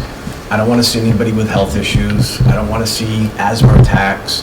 That's not the line of questioning. What Paul, when you mentioned stuff about, you can't put a price on health, I feel like I've got to at least indemnify myself in this conversation. I've been doing this for close to 34 years in this town. I've seen school construction take place, I've seen projects get shot down, I've seen projects succeed, and, I'm not going to question the need. That's up to you guys to decide, and I would never, ever question the motivation. I'm not in the building, the teachers are, the students are, so I want to make that perfectly clear. I look at this from a solution-based mindset, and at least from my perspective, the pay for is always important, right? And so any project that I've endorsed or supported, and Paul, I think you can vouch for this, whether it's soccer fields here. First thing I said to AYSA, you need to put some skin in the game, you need to put some money in this thing, right? Yeah. So I go back to, I think, Bob and John, when we were looking to do the school renovations. We sat with Harold Devine and said, look, if you want a major project like this, you got to look at your overall budget and your approach there. So, I look at a path forward is asking the taxpayers for some, not all. Is there some from existing funds that we have, whether it's in stabilization, free cash, Or, we've, on the town hall side of things, we've created a capital stabilization account because we know that we've got maintenance on a police station, on a library, on town buildings that we've got to execute. And so, I asked the school committee to really look at your operating budget and to see if there's a way to free up some funds to contribute to this, because it is a responsibility, it's an obligation. And that's my input for this thing. I want to be supportive, I want to get this thing done, but I also, we just can't go to the taxpayer and say, that's the only way this thing can be funded. Because I don't want to take the hysterical approach and say, oh my God, if this passes, then people are going to be foreclosed on. Then they're not going to be able to pay their rent. They're not going to be able to pay their taxes. We're not going to go there, right? So we got to make sure that before it goes to the taxpayer, that we've looked under every seat cushion. So, Mr. Warner, I think you make some very important points there. And whether we can see what we can come up with, but whether, if everyone sitting here at the table knows it, or the crowd, or, whoever it may be, we already do that consistently with our use of facilities fund, with our school food service fund. We take care of all the equipment in that department without asking for a dollar. And we try to do the same with our own reserve. It's not a reserve, it's a revolving account, through the use of facility rental funds that we receive, So I do appreciate that comment, but I do want to share that that exists already, and we can see how much further we can extend it. That's standard operating procedure. Okay, this is an extenuating circumstance. What you're doing, again, hats off to you, it's a standard operating Respectfully, procedure. tapping into revolving accounts and relying on those for capital fixes is not standard operating procedures. It's nice to have, and it's good that we can do it, but it isn't standard.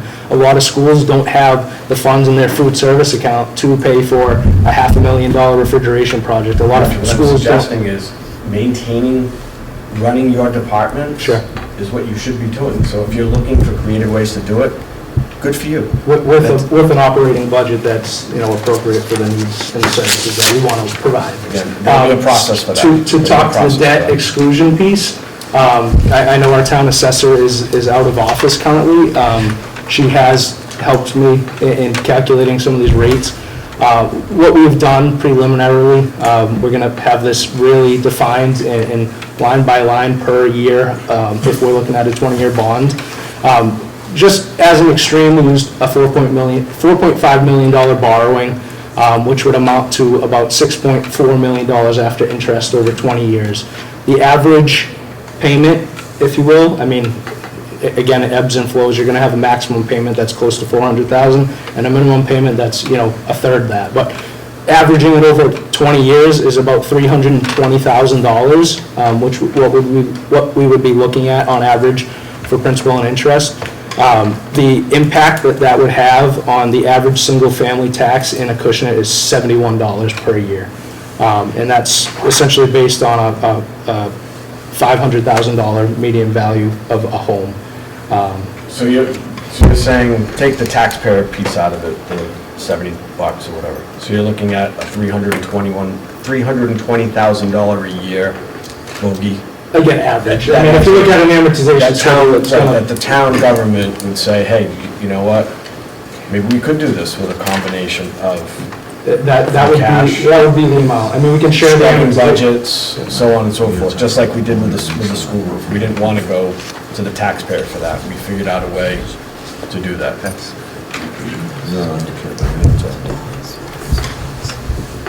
Yeah, so I'd be happy to have those conversations with, the town administrator, the select board, and the finance committee to see, what is sitting there in different stabilization funds and what sort of opportunity there is. Quite frankly, I view going to the taxpayer for a debt exclusion for a generational project, right? So it was the police station. We knew we were in the dire straits there. We went to that. So that's the scope. If we were looking to build a new school because these were inoperable, then okay, that's when you want to use that chip to go before the voter to fund something. So, you know, But Dave, respectfully, if we don't do this now, doesn't get done, then do we go to the voters for a brand-new school eventually? Because that's probably what will happen if we don't maintain these buildings. I think what I'm saying is, the challenge is to see if we can find the $320,000 within town government to fund the project, or a portion of that Right. from existing, before going to the taxpayers, what I'm saying. So just for the sake of the timeline, we would have to, again, work together between now and, putting the ballot questions together to know whether or not we have to ask for a certain amount. Again, from there, if, say we stick with the 4.2 to buy time and that's voted and it succeeds, it goes to town meeting with those articles to borrow up to the 4.2. At that point, before we sign a contract, we still have more time to figure out, the financial health of the town and the reserves and what we can do to be creative. Would you like a not to exceed? I don't, what I'm suggesting, Paula, is I'm looking at a debt exclusion vote as the absolute last option. And the challenge is there something we can do to bring down the taxpayer's obligation between now and then? Okay. I just have a question, Dave, to that. Yes, that makes complete sense to see if we can do something in-house before going to the taxpayers.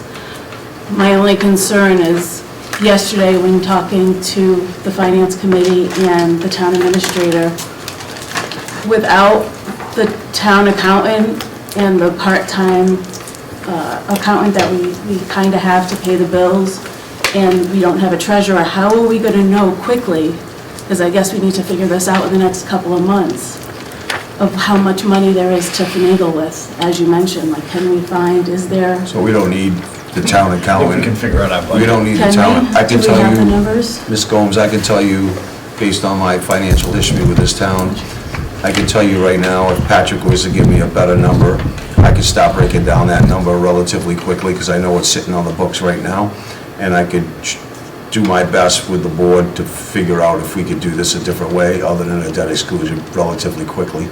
I've already looked at the numbers, I'm already doing calculations. I don't need a town accountant sitting inside of a desk upstairs. We have a great town accountant that we have at our disposal to call and ask a question to. But all I really need to know, in the breakdown per household, sounds about right based on what we did in 2014-15 with the police department at $5 million. Relatively close, but neither here or there. I think to Mr. Lonar's point is, we've always tried to have the approach of how could we do this without a debt exclusion. And we've done, this Board of Selectmen and past Boards of Selectmen have done a phenomenal job keeping debt exclusions off the books, off the taxpayers back in this community. I can speak for that because I was part of it all this time. Yes. And I'm already reviewing that now, and I've already gone pretty creative on your 320 number, but you just blew that 4 point something up to 4.5 or whatever, and then with the interest and everything else, and that's important to get that max number down, the principal down, because the interest is really what kicks you in the behind. I was just doing it to be conservative. We never really want to go approach. Somebody must have given you a number through all of this, though? No. You don't have an actual I number? went to the treasurer, who went to... No, I'm talking about train. Oh, yes, yeah, not to project exceed the cost. 4.2. It's what, I'm sorry? Not to exceed 4.2. Well, that's the hypothetical 4.2. Is that the number that they gave you? But then you said something about, and Mr. Boucher, I think, talked about green energy and all that. There are grants. Backing that number off, you put a number in here of 250, 500, so if it's 4.2, it comes down to 3.5, 3.7, if you get the max 5, right? Right. So that 500 grand, if that's grants and all that other Mickey Mouse stuff, that kicks a lot of interest off, right? And I'm not talking 320, I might be talking 275. So there's a big difference on what somebody can do mathematically if they're given bad numbers versus good numbers. And we can be very creative, and I told you that I've already been working on this. And I do have a creative way to share with the board and the town administrator, and I've already discussed some of the things, right? So respectfully, they're all good numbers because there's three different situations. It could be 4.2 million with no incentives if we don't get the grant, if we don't receive Eversource incentives. It could be 4 if we receive Eversource's anywhere from 200,000 to 500,000, it could be less. If we receive the grant from 250 to 500,000, it could be less. The idea is by the time we sign the contract, those incentives are in place that we only borrow up to the amount we need. For now, we need to plan 3 different scenarios to be able to educate the taxpayers. Worst case, maybe conservative case, and then best case. So respectfully, I think we have to look at it 3 different ways and have a plan all 3 different ways in case those incentives don't become locked in. Patrick, help me understand, we can't find that out before the town votes on this? So the grants, we can't control when those are released. They were supposed to be released in January, the awards. It hasn't been awarded yet. The Eversource incentives, they're conducting their technical analysis that we've been working with them thoroughly on. Eversource with their separate engineer that they've paid for outside of their own company to essentially audit Train's work. And based on thresholds and benchmarks that we can hit and prove that we can hit through their engineering, those incentives change. So right now, we project to have that incentive pretty much locked in by our public hearing in March, which we're anticipating for March 20th, for those paying attention tonight. So we can, So by the time that we need to vote June 2nd at town meeting, we should have a pretty finite number, and then we will absolutely have a finite number when we go to borrow thereafter. and I know we talked about different alternatives that were reviewed, analyzed, and maybe this has been part of another presentation, and if it was, I'd love a copy of that presentation, but be helpful to understand what other alternatives were thought through, why they were, eliminated. Awesome. I'm not sure if you're done with your question, I'm No, sorry. no, that's it. We just want to know, Yes. just Dr. Boucher's point, did we just fixate on this? It would be important for all of us to understand what the other alternatives were that were thought through, why they were discounted, removed, so that we can understand kind of the process. 100%, and thank you very much for your question.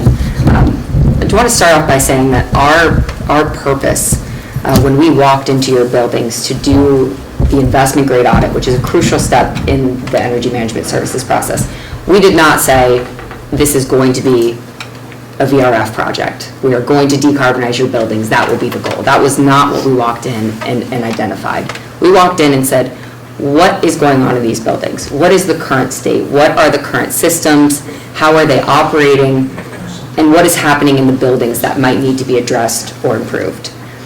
Then we do what Patrick mentioned earlier, which is analyze really what we view as a good, better, best situation, which went all the way from replacing like for like and doing a simple standard condensing units or mini splits, all the way up to identifying what a geothermal project could look like. So really went from basic to extensive, right? Part of what I wanted to give you in the documents that you were handed today was this executive summary that really details how we went about that. It's 8 pages, so I understand that it's difficult, and I did not give you enough time to really read through it before the meeting, right? But I would encourage you to read through, because it does do a pretty, really, from our perspective, a good job of understanding and detailing what's the current state, what's happening with maintenance, what are the current systems, how are those working right now, and what were the different options that we had considered. And some of that was desiccant dehumidification, DX humidification, in different types of systems through all 5 of the ECMs that we talked about today. And it details the pros and cons of each, price-wise, operational, what manpower it would have taken, efficiency and impact on your buildings and utility budgets. So we did consider all of those beforehand and in evaluating those. Yeah, it's all in that document. And through that, and through multiple conversations with the schools, we had honed that specific solution. And that really was because, like Patrick had mentioned earlier, the incremental increase of the VRF equipment and the additional incentive to bring that down much more than what it would have been to have a simpler type of equipment. And when you were evaluating the different options, were you looking in at like all-in costs and possible savings versus over a period of time? Okay. Certainly. And is that detailed in here? I guess when I think about the tax, when I think about I'm a tax account, so I'm always going to say tax by mistake. Okay, when you're looking at the savings, I'm not just looking at the price difference for installation. Right. But Operationally. Right, like, Right. at least 5 years or maybe a 10-year time horizon, what are we all in at? Because I think that would be important. I don't want to make a decision. Right. You know, one thing that we talked about yesterday, short-term versus long-term, right? Making decisions strictly on one criteria is a short-term solution, right? I want to look at it from a long-term perspective, like what is this going to cost the town? Right. And making sure that the residents get that information so that way we can then figure it out. I also, to the extent that we can, refine that number as much as possible, I think is also extremely important. Before we just go all in. Right, absolutely, long-term operations and energy savings over the life of the contract, so the potential maximum term of 20 years was contemplated, and part of that is all in a 100-plus page document that is the final investment grade audit.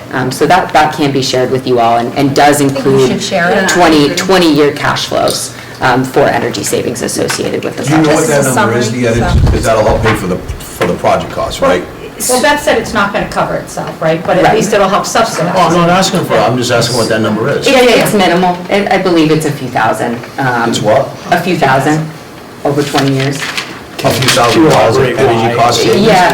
Well, Oh, that's so- peanuts, that ain't helping me at all. Yes. But I can tell you what's not peanuts, and Patrick, you said borrow up to 4.2, but when you ran your analysis when Kelly was here, and she'll be back this week, you said you ran at 4.5, right? Yes. So that's a $300,000 difference, right? So $300,000 on a carrying cost of 20 years at 5%, you're talking roughly $150,000 in interest right there alone. It's not small change. Your energy savings is, so that 300 grand skews that number when I say interest, just carrying that interest. Again, I showed it to be conservative. We ran it from 4.5 million incrementally by $250,000 all the way down to 3.2 million. So I have all those amortization schedules. I just wanted to show worst case scenario. I mean, already tonight we talked about adding maintenance plans, warranties, things like that. That would all inflate the price. That now we're advertising 4.2 and we find out a warranty's worth it and it bumps it to 4.4. Well, great, I told you what the cost would be at 4.5. If all those incentives come in, great, you still have the cost of it at 4.5, and if you were comfortable with it at that, you're gonna be even more comfortable with it at 3.5. Understood. What we- Just trying to calculate, to get back to Mr. Yeah, so Moss's point, that's trying to what- calculate and come up with the numbers to perhaps, maybe if you have to go to a debt exclusion, it's minimal versus the full boat, right?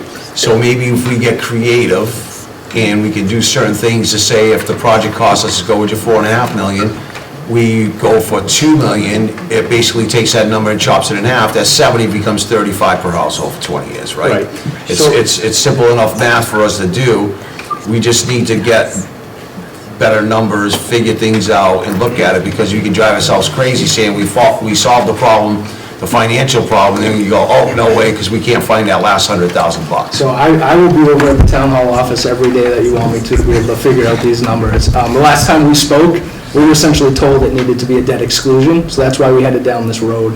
I'm glad that we can extend the conversation to relieve the taxpayers potentially of this project, and let's do what we can to make that happen. What we haven't talked about tonight, which I don't want to talk about extensively, is Train's analysis also looked at the component of solar, a solar array, and owning a solar array to offset the energy costs that we're adding because of the load of equipment, but generating savings in the district. Ultimately, we found out that probably owning solar isn't the most fiscally sound project for Acushnet, but we also still have a power purchase agreement option on the table that was voted on 2 years ago to be able to enter into contract at town meeting for the Board of Select to enter into contract. That is very much still in play, that we can have further conversations about, that, over the life, current projections, we'd have to analyze those, but over the life of that project, I think I shared it with Chairman Hinckley and the town administrator, Mr. Kelly, could be upwards to $4 million over 25 years with a carport and a roof project, which we wouldn't own, we wouldn't have to maintain, we would just reap the benefits of energy savings. So I think that's, pretty important to look into at this point in time too, if we want to really work to alleviate the tax impact. The solar panels that are going on the roof, that's an old roof, right? Nope, that would be the AES, that would be the AES roof, and it would be all under warranty, similar to the Trim project. Quick question, well, Mr. Gelli, go ahead first. Mr. Chairman, a couple points. Not so much to train, but the rest of the table knows that financially, we've been very innovative in how we've solved our problems over the last couple of years. And as some of you know, Mr. Gaspar and I were locked in a room for a month last year, figuring out how to get out of the financial mess we were in. And we were pulling rabbits out of our hats and rolling quarters, as Mr. Gasper would say, looking under every cushion, and we took care of it. And we can be innovative with this, but I do want to clarify for the folks sitting around this table that any of the stabilization accounts that are specific stabilization accounts cannot be touched except for the specific issue that they were created. So even if we have money in the OPEB account, you can't touch it. So we have to go in and look at how we do this in other ways. So one of the questions that came up in previous, budget subcommittee meeting with the finance committee was there's fund reserves unassigned for. They're not, I talked to, that's an accounting term. They're assigned. They're just that was part of the general fund at that time. Can you elaborate more on that, or at this time? We hadn't spent it yet, but it was going to be spent. What are you talking about? Can I ask that question? No, just off the financial statements, there was a question of clarity to say, there's government fund reserves, and it showed restricted for purpose, as Mr. Kelly spoke about, OPEB, special education stabilization, all the things that we know of. Capital infrastructure, Yep, regular correct. general stabilization. And then it had general fund unassigned, and then it had general stabilization, and it was to the tune about, 3.5 million in each. And we were just curious on what that balance represented and what those funds were for.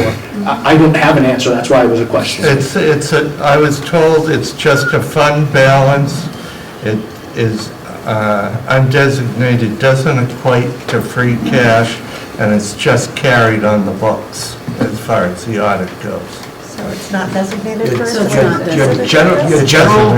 General stabilization fund is there for unforeseen emergency, rainy day fund and all that stuff, right?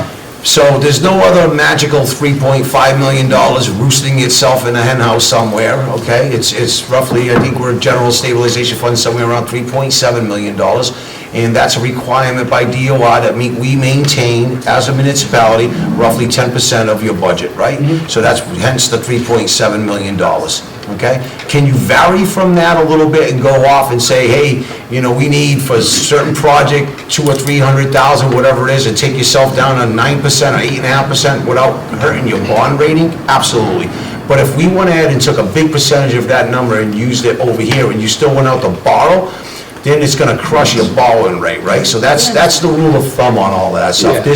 There's flexibility for general stabilization, and it's for these kind of purchase capital items and stuff like that, but it's not to say, go grab $3.5 million and bankrupt the town. Yeah, and that wasn't what I was insinuating. So there's no other $3.5 million, Patrick, I can assure you. There's not two $3.5 million pots of gold. Yeah, the way it was presented in the financial statements without a corresponding note in the financial statements was what prompted the question. I wish we had another pot of gold. I'd like to find $3.5 million. Can we share that documentation with them, just so we know what we're talking about? Because we're asking, working with our budget, from the budget subcommittee, I would suggest as far as So to have our town auditors come in and present the financial statements at a joint committee meeting. Stabilization is not used for operating budgets. That's understood. I'm not insinuating that it should be or suggesting that it should be. There were questions on a financial statement report that we could not get the answers from the individuals in the room that were represented by the town.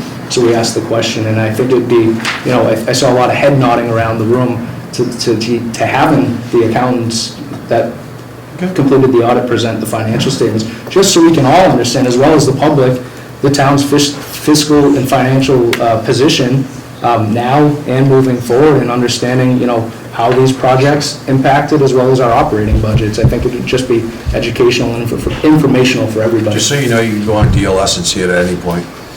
Right, but interpreting it on It's like 2 years in the rear, but you can see a lot of good information right there. Financial information on DLS. Agreed. A presentation would be helpful though. Bailey? I just think we're hearing a lot of different information, so I was happy to hear Dave and yourself talk about being creative and looking for money in the town, but when we go to a budget subcommittee, there is no money, right? And you're not at that meeting, but we get different messages all the time, so I think perhaps maybe we could have another joint meeting to talk about, so that I can understand what it is you're talking about, because I'm being shown those numbers as the town doesn't have it. And we were told to go the debt exclusion route. We don't want to put a burden on any of the taxpayers, obviously. We're trying to avoid a new building. We're trying just to do the right thing. We want to work with the town. We want to work together. But this was news to me that you have a solution to find some of the money tonight, and I'm very happy to hear that you're willing to do that. I don't think it's so much a solution. I think it's willing to put some extra effort in. We found out what free cash was gonna be a month, like 2 weeks ago. So there's a lot of variables that change daily. Yeah. So this isn't us starting, originally when this conversation started, there wasn't any other option other than a debt exclusion. And when I talk about finances and money, I look at the basic recap sheet and I understand what a recap sheet is, right? And I understand what's there for how long it's there for, right? So, and I know other revenues that the town has, but when I try to solve problems with my board, and we try to be those creative people in the room, it's never got anything to do with stabilization. That's not what I do, right? I don't just go off and say I'm gonna finance something out of my bank account, and in 10 years I won't have anything in my bank account, but I'm happy I'm driving that Ferrari. And respectively, no one suggested that again. I understand that, but I just want, for clarification, I want to make sure that when I'm looking at money and I'm looking at revenues, I understand it better than most people do, so I can look at, for instance, what we just did with the school roof, the Board of Selectmen did with the school roof. We financed it with solar revenue, right? So we're gonna look at that. When's that gonna be paid off? We paid, what, 600,000 in the last town meeting, Jamie? 500. 500, we'll look We at got 600 to go. we'll look at to do something like that, right?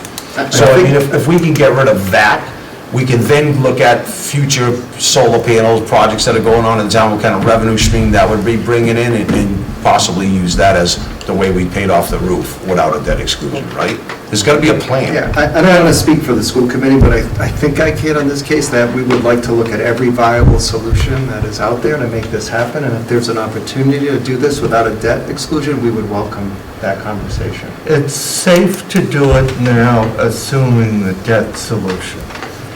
What we were talking about is not finding money that is there, it's how are we going to borrow the money, and the creative ways we can borrow money. Reduce the amount of bonds. Whether we ban, or we bond, or we partially do that.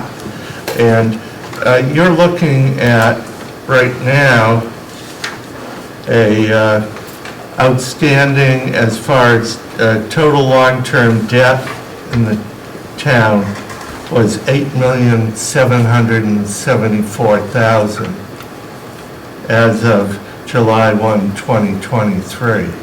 And we've been chipping away at that since then. as Mr. Gaspar said, but worst-case scenario is the way Patrick's been going, and that's the smart way to do it. But as far as an operating budget, we're broke, and we're more than broke, and you can't use capital money for operating money.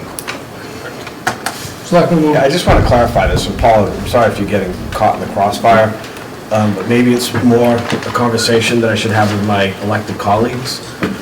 Is there a pot of money out there? No.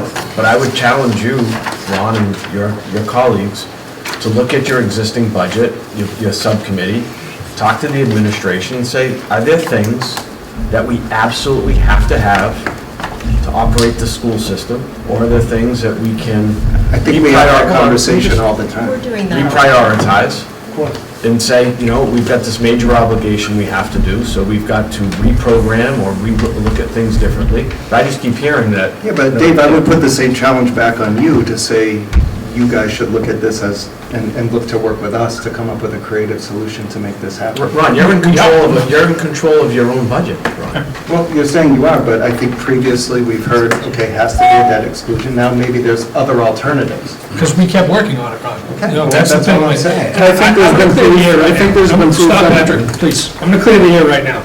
The animosity level between multiple committees. We're here to work together. There's no reason. No, it is. It is. It is. Not at all.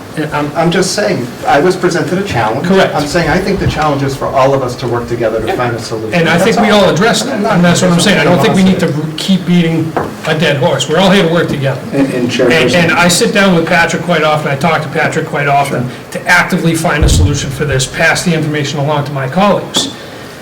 It comes across, whenever we sit in this room with these three committees, it always comes across like one of us is trying to outdo the other. And I'd like to put a stop to that, because I think we all work much better collaboratively than we do against each other. And I think all of us have shown that we're interested in the project, and we're trying to find a creative way to do it. But I still feel like it comes off like, well, you said this, you did this, well, you said this. This is just as new to us as it is to you. As we progress, every day, we find a little bit more here, a little less here. We have to keep moving forward, put the heads together and get it done. But we don't need to do this with back and forth. We're throwing ideas out there. We can figure this out, and that's all I'm gonna say. But I can already see some animosity coming up. And I know everybody else in this room can too, and I don't think that's the way to do it. So let's just figure this out without picking each other's boards apart and move forward.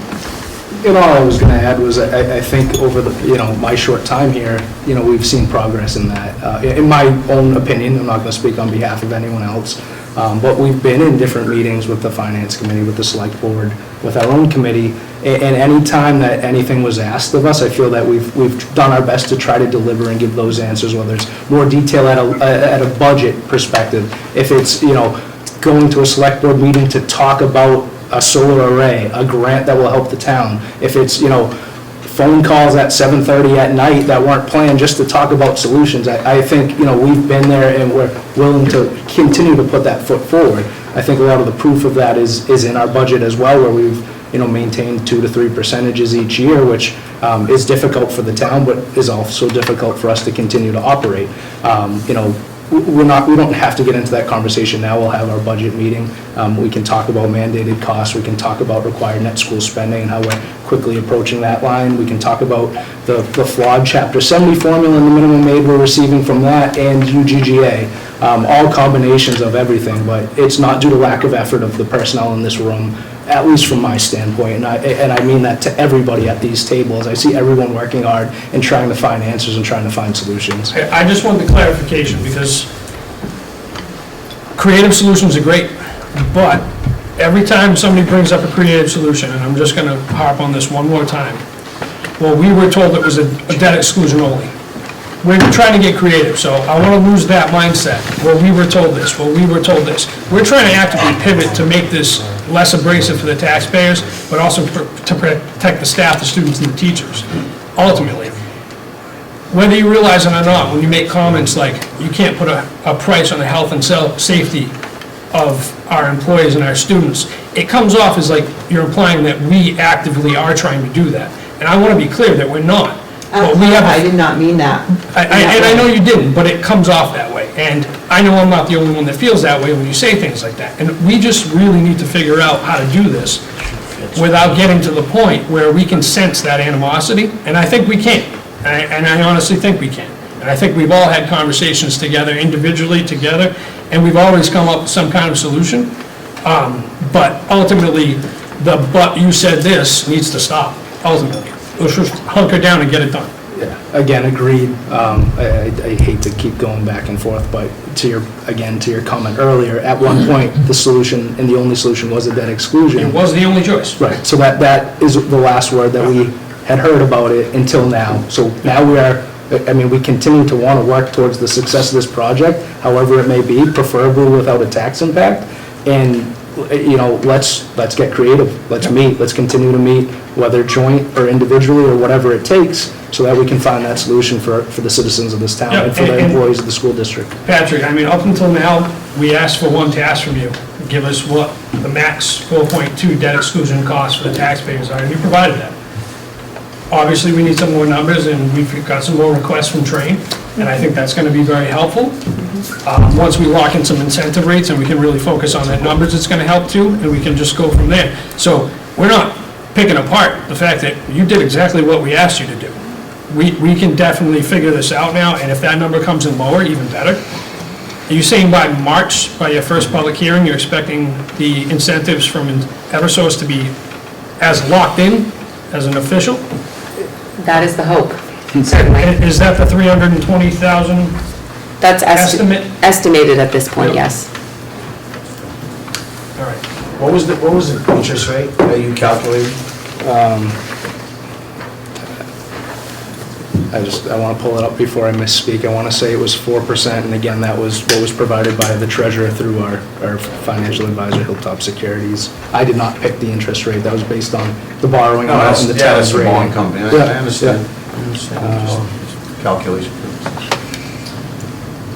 Bear with me, and I'll pull that amount up as we continue conversation. I would just like to say that, from Finance Committee's perspective, look, we have limited revenue streams in this town. That's something, we need to work on. But right now, the only thing we control is what we spend. And I don't want to see us start to go down that road where, like some other towns are making it commonplace to try and fund their operational budgets by asking the residents for a tax override. Our residents are already overtaxed to begin with. People are paying outrageous fees. Let's talk about utilities and Eversource, right? Outrageous, 35% increase in electricity, 20% increase in gas, and then they're gonna give people a 10% break and then recoup it a couple months later. That's a joke. We just can't keep asking our taxpayers to do more and more. We have a lot of retirees in this town who are on fixed incomes. And, okay, so $70, for the year, that might not be a lot of money for any of us here sitting at these tables. But it could be for them, I don't know. And then there's gonna be other things coming down the road besides this. Some bigger projects that we have to think about. It's not just this. So we have to think about the big picture, long-term. What other big dollar projects are gonna be before us? And we know potentially what one of them is. It's gonna be Old Colony. And that could be a huge debt exclusion.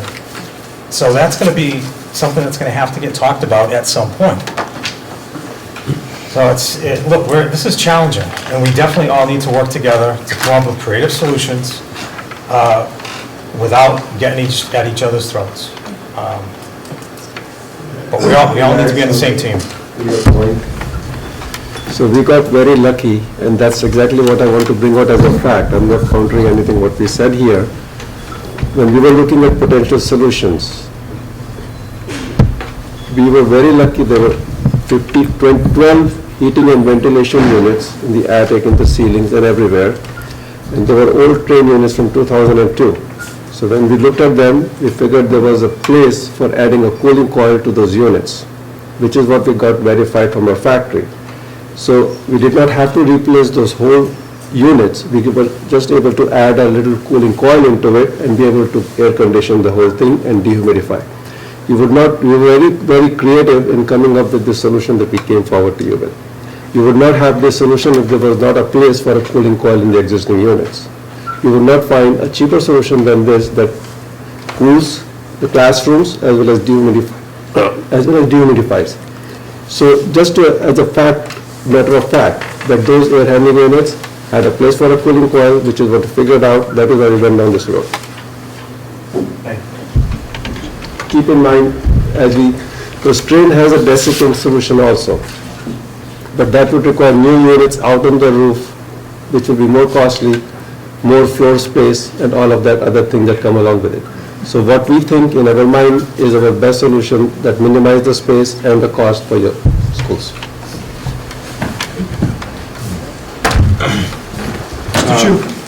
Just a couple of questions. You had mentioned the contingency funds that were put aside just in case they had to replace other units that are there. Do you have a ballpark on what that amount was? I think in our estimates, included in this not to exceed was something around the neighborhood of $75,000. So small change. A small change, and that's really because it's small parts, right? Yep. But important parts. And we find this happens quite often where, you put in this incredibly intelligent control system, you put in some new equipment, but keep a lot of existing equipment for what we've been talking about, which is really efficient use of what you already have. And you find that maybe you didn't know that some dampers or actuators weren't previously working. So we decided to, and it was at the advice of the school, to carry a little bit of extra money in the project so that we weren't coming back to you for additional dollars to come and do additional repairs. Okay. Also, you had mentioned building envelope and fixing various items in the building, such as walls, ceilings, whatever. There's an issue with the gymnasium wall with water infiltration. Is that included in this package? I know we had talked about this with Pat, but he had said no, but are you guys under this impression or no? No, I do not believe that the water leak and building exterior work is included in this project. And part of that was due to timing. Again, we were investigating the issue. We tried just repointing some bricks and recocking some areas, waited for rain, sprayed some hose on it ourselves to see if it prevented the water infiltration. It did not. So then by the time we had an engineering team come in here and cut out a section of brick on that roof, and they found out behind the scenes that it was really just installed poorly and improperly, they found that it was a bigger problem. By the time that happened, that was late December, and Train was well through putting their pieces together. And ultimately, what it comes down to is because this is a energy management service contract, there isn't real energy savings that would probably validate those construction costs under this procurement, and be validated by the DOER to say, sure, build that in. So that is a separate project. Again, we've spent our own funds without coming to the town to have that analysis done. We're now looking at $40,000 for a bid design on just that closet, and the expectations are on top of that, the bids for the construction work will be six figures. So that is important, and that does need to be addressed in the near future too, but ultimately it's not energy related enough at the cost that it's coming in to be mapped under this project. One last question for Train. Is all your equipment made in the United States, or are you getting it from Canada, Mexico, China? And you probably know where I'm going with this, with tariffs and stuff. Is that going to impact the actual cost of this project? So similar to, I think, a good number of manufacturers, some of our components are brought in from overseas, but we're actually lucky most Train manufacturing facilities are in the United States. So we have factories in Wisconsin, in Colorado, Texas, Florida, South Carolina. Columbia, South Carolina, Florida, all over the place. So I guess the bottom line is this, do you foresee this as impacting the actual cost of the units or the equipment? Should these tariffs get put forward? There's a chance that it could have a small impact, but I would hope that it's minimal in this case because of most of the manufacturing being done in the United States. Okay, so if you don't get sheet metal from Canada, you have to pay the extra cost of it. Right. We're likely to see that at 1 or 2%, not Right. 10 or 20% by any means. And I'll say, so part of the benefit also of this type of procurement and contract is that it really is intended to be fixed and firm. So at the point at which we agree on a contract and have a price, and it is executed, that will be the price that we agree to. So that also hopefully will assure you all that once we have a contract and it's agreed upon, it's fixed and firm. We will not hand you a change order for small increases related to tariffs. Unless you ask for more scope. Yeah, unless we extend the scope and we add additional work. With the town meeting being June 2nd, how long would you visualize it's going to take to lock in the contract price after that? So we could have a contract ready for execution as long as... Can you have it before that? Certainly, if we agree on a scope of work, on a type of measurement and verification, on a type of warranty extended or not, a select agreement or not, we can certainly have a contract ready for execution before town meeting. So it can go to our attorneys? Of course. And just to understand, because of the procurement statute, any contract that's in what the community feels is final form, obviously subject to town council review, would also then go to the Department of Energy Resources for their regulatory compliance review, which is a 2-week process, give or take.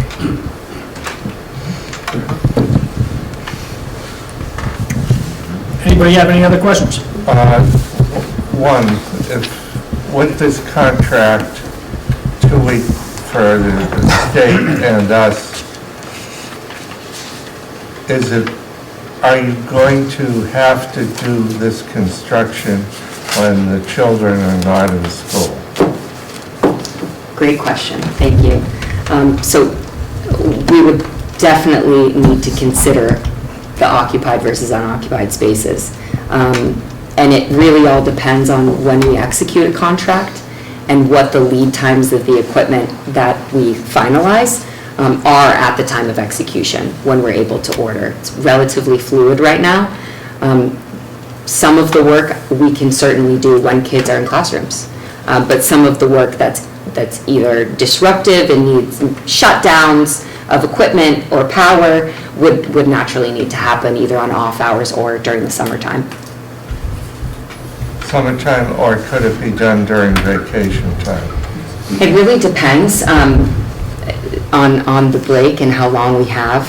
I can speak for our team that we do and are certainly conscious of shutting down heating systems, especially during the winter time, for a few days or even a week, because we're conscious of, issues during construction happening and wanting to make sure that heating systems are operating appropriately. So we would want to evaluate at that time what scope we could confidently complete during a break. But we do sometimes complete certain work during breaks. But so, looking at negotiating contracts, et cetera, and the fact town meetings in June, you're probably going to lose the summer construction period in the summer of '25. We might. And it would go beyond that. There is And certainly it's a a chance. price lock-in. Yes. If we lock it in by July 1, let's say, just for picking a date, and you're not able to go into construction until the following summer, is that price locked in? We would absolutely consider the construction timeline before we execute, and we would make sure that our price, like I said, is fixed and firm at that time. I'd only like to add that the entirety of our trains contracting business is in actively occupied buildings. Yes. So these logistics you're talking about, every single project we work on, large and small, specifically focus on those and minimizing any sort of interruption to the daily business. How many projects are you actively working on now? Massachusetts alone, do you remember? In Massachusetts, I couldn't even, I don't even think I could tell you a lot. Like this project? In any given year, we do dozens of either Yeah. turnkey installations or projects like this. With these types of contracts, I believe we have 20 plus in the state of Massachusetts. 15, 20 plus, around 15 to 30 ongoing, either in construction and doing multiple phases or in that measurement and verification period that extends up to those 20 years. And numerous more in every other state throughout the With in similar circumstances, like with surface mold and things of that nature? Humidity. Well, I'm just curious as to what prompted those projects. Yeah, I mean, humidity certainly is, I think, a concern across the state, and more so over these past few years.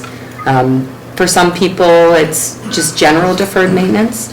For some folks, it's a failed boiler that really starts the process. For some folks, it's really rising utility bills and wanting to take an overall comprehensive approach to energy efficiency across their buildings. It really varies, the desire.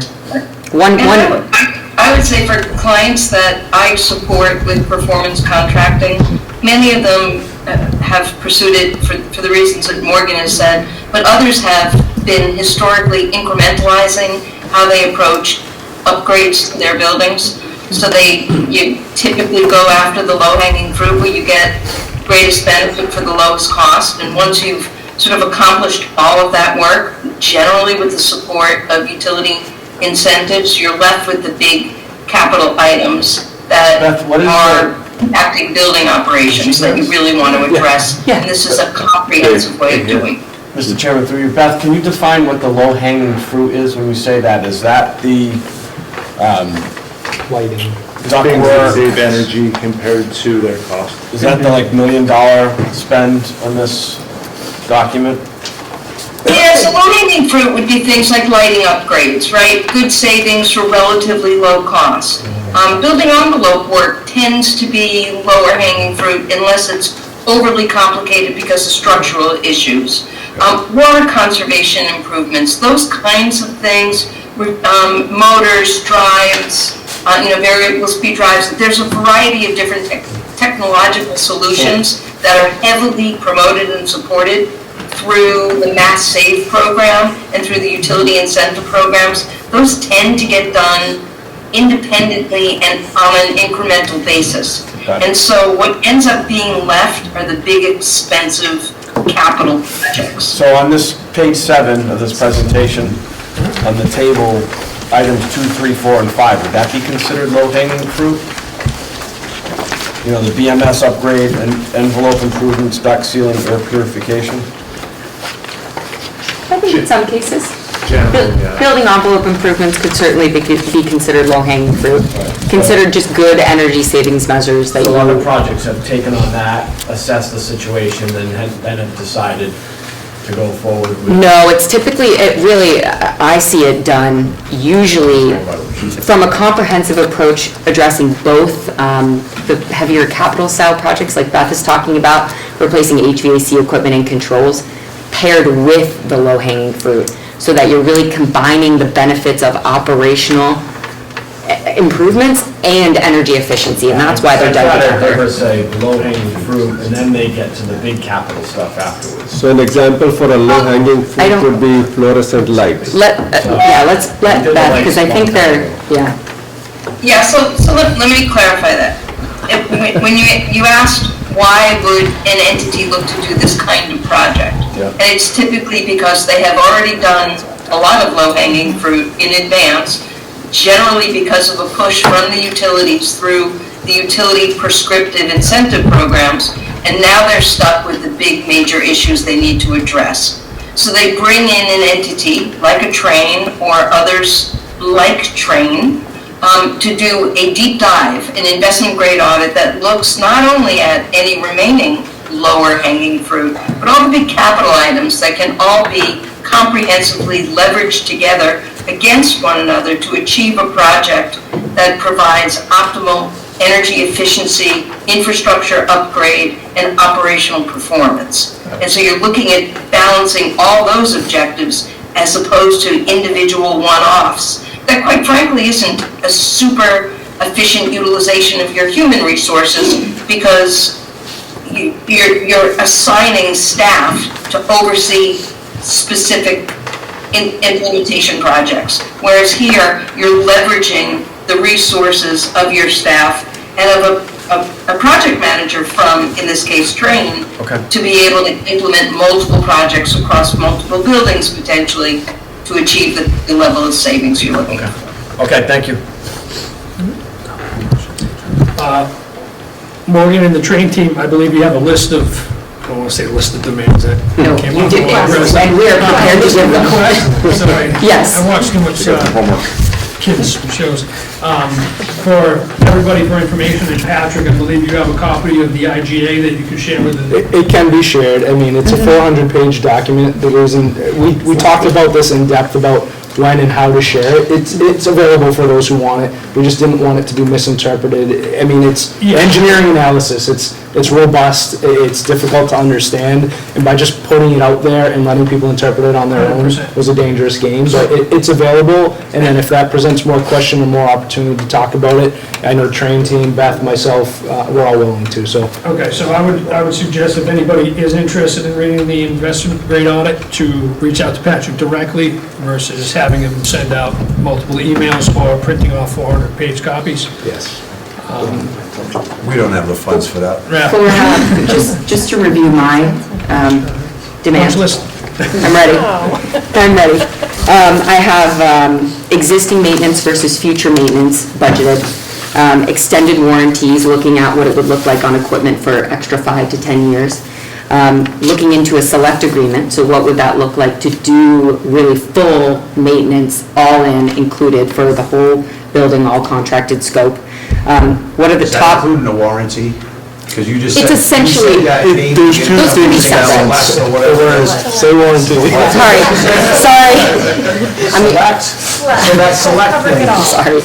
Yes. So we're gonna go to that select thing, right, but then you just, now you're just saying it's a maintenance thing, and I thought the select thing was a full-blown So maintenance warranty. It is technically called a maintenance agreement, but it is essentially a warranty. If anything breaks, the If cost is anything covered breaks, within that contract. the cost is Make sure covered. it says that. I will make sure it says that. For that, what the cost is for that puppy, and then we wanna know the Top 15 components. Major components and the costs associated with Correct, those. that's my list. All try to make. Those 4 things. And then I think there was a mention about comparisons of other communities or projects you worked at. Excuse me. I think that was mentioned at some point. Oh, looking at other, Yes. historical, looking, I think what he's talking about is gathering information from other projects that have taken place and what sort of costs are for the maintenance, right, Patrick? That's right? So Yes, I what- think that was part of my comparison. I think you mentioned between that. Existing maintenance and what that would be normally versus future with added new equipment. Yeah, using data points from projects that you've already done. would be Correct. Helpful, so we can see. And To touch on Mr. Gala's point, though, we would want something that's done in the Commonwealth in our same climate, right? Yeah. Not somewhere Oh, yeah, down yeah. south in South Carolina. I where would the plan is not and say, compare yeah, to Florida, yes. This is what it is, and it costs No, but anything, right? I You think never that see data would be winter. worse. And I don't want to speak for Train, but when they mention the communities they're working with, those aren't the number of buildings, those are the cities and towns and the multiple buildings they have. So it's compounded to the extent of different buildings, school, town, pieces of equipment. It's not 30 buildings. No, one of our communities that we work with has 40-plus buildings. And if we, whether it's Morgan or Beth, if there's a standard boilerplate for the contract we're going to be asked to look at, if you could send that to us, and we could start to knock out the boilerplate stuff with our council, that would be good. I believe Beth has a template she likes to use for the EMSA. I will leave that to her. Okay. Has the guaranteed energy savings not ever been met? We have never missed a guarantee in the state of Massachusetts. Okay. We actually, on average, thank you for asking, exceed our guarantee by about 13%. Okay, thank you. So, and really that's flowing 100% into your pockets. It's not a PPA style where it's shared. It goes all to you. What Is state that the did few you make your guarantee? It's 50,000. Is that the, what he's talking about, is that the few $1,000? Yes, and we'll get you the exact numbers. That's in the IGA. Easily. I accept the motion to adjourn. So moved. Second. All those in favor? Aye.